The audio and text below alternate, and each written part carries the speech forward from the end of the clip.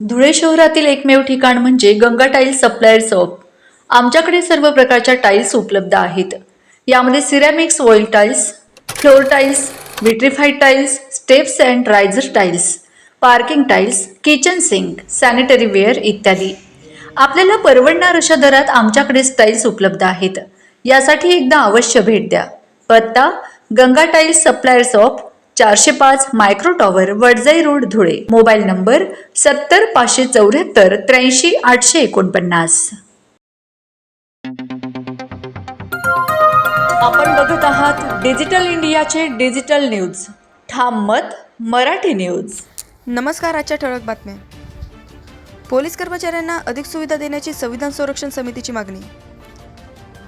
Police दलातील अधिकारी कर्मचाऱ्यांच्या विविध समस्यांबाबत संविधान संरक्षण समितीचे पोलीस अधीक्षकांना पोलीस दलातील अधिकारी व कर्मचाऱ्यांच्या अडीअडचणी, वेतन भत्ते, कामाचे तास, रजा, विमा, गृहकर्जे, राजकीय दबाव, प्रतिनिधित्व संघटना, पाल्यांना भरतीत आरक्षण तसेच विविध कल्याणकारी योजनांसंदर्भात संविधान संरक्षण समितीतर्फे जिल्हा पोलीस अधीक्षकांना निवेदन देण्यात आले. संस्थापक अध्यक्ष हरिश्चंद्र लोंढे यांच्या नेतृत्वाखाली हे निवेदन सादर करण्यात आले. यावेळी निवेदनातील विविध मुद्द्यांवर पोलीस अधीक्षकांसोबत सविस्तर चर्चा करण्यात आली. या प्रसंगी Harishchandra Londhe, GD. Jadhav, BB. Wankhede, Gopi Landge, Mohammad Zaid, Jameel Mansuri, PT. Bedse, MH. Mohite, comrade LR. Rao, doctor Shrikrishna Bedse, Chhotulal More, Mahendra Patil, Rajendra Ahire व दीपक सोनवणे आदी उपस्थित होते. धुळे शहरातील जिल्ह्यातील ज्येष्ठ सामाजिक कार्यकर्ते, संविधान संरक्षण समिती, पुरोगामी विचार मंच, भारतीय कम्युनिस्ट पक्ष, मार्क्सवादी कम्युनिस्ट पक्ष, त्यानंतर बौद्ध महासभा, आम्ही धुळेकर अशा विविध सामाजिक संघटनेचे लोक माननीय नवनियुक्त पोलीस अधीक्षक माननीय विशाल आनंद साहेब यांची स्नेहभेट घेण्यासाठी उपस्थित असून त्याबरोबर आम्ही धुळे जिल्ह्याच्या या समस्या आहेत कायदा सुव्यवस्थेच्या बाबतीत तेही एक चर्चा करणार आहोत. तसेच यासोबत स्नेहभेटीच्या सोबतच पोलीस दलाच्या बाबतीत जनतेमध्ये अशी प्रतिमा आहे, पोलीस म्हटलं की भ्रष्टाचारी व्यक्ती, परंतु त्यामागील त्याच्या समस्या कोणीच जाणून घेत नाही. आजच्या स्थितीला पोलीस कर्मचाऱ्याच्या घरात महिना अखेर 5,000 रुपयेसुद्धा नसतात. भ्रष्टाचाराचं मुख्य कारण जर असेल तर त्याला मिळणारं तुटपुंजे वेतन. जर वेतन समाधानकारक असला तर कुठलाही व्यक्ती हा गैरमार्गाला जाणार नाही.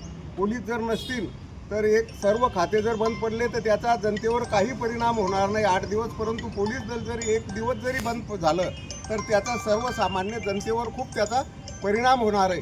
कायदा सुव्यवस्था बिघडणार आहे, माणसाला जीवन जगणंसुद्धा मुश्किल होणार आहे. आम्ही सामाजिक जीवन जगत असताना त्यांच्या समस्या ह्या अत्यंत जवळून पाहिलेल्या आहेत. म्हणून त्यांच्या समस्या, अडीअडचणी, वेतन भत्ते, पगार, कामाचे तास, कल्याण योजना, परिवारातील आजारपण, तसेच त्यांच्यावर मिळणारे तुटपुंचे जे शनिवार रविवार हे जे पगाराचे जनरल सुट्ट्या असतात याचे वेतन मिळत नाही, अशा अनेक समस्या आहेत. त्यांचे कर्तव्यावर मृत्यू झाल्यास त्यांना कमीत कमी 2 कोटी ते 5 कोटीपर्यंत विमा काढणे, विना व्याज गृहकर्ज 60 लाखपर्यंत मंजूर करणे, अशा विविध समस्यांच्या बाबतीत. तसेच त्यांच्या पोलीस पाल्यांना पूर्वी 10% आरक्षण होते, शासनाने ते बंद केलं आहे.